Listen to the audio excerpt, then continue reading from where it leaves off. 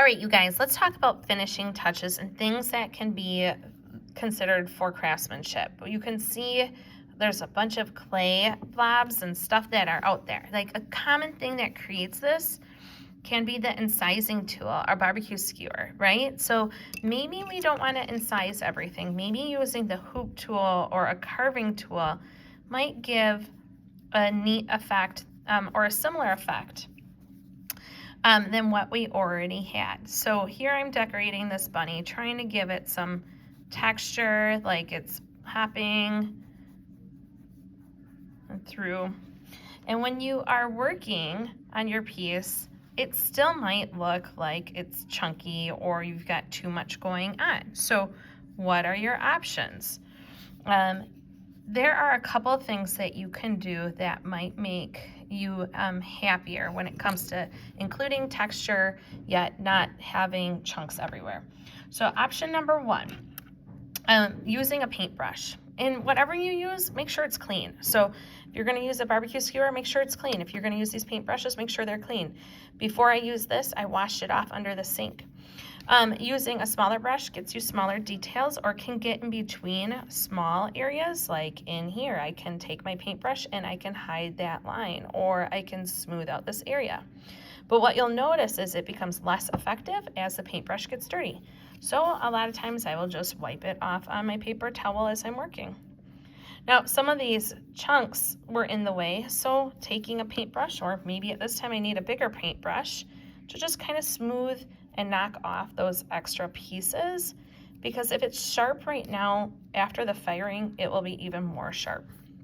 Things that I want you to watch out for are in these edges, or you'll see natural cracks or bumps along the way, and taking the time to smooth your design out will help. Okay, now let's talk about in there. I mean, it might look like eyelashes, but it's really just clay chunks. So this is a flat brush where it's like flat on one side, the top is flat.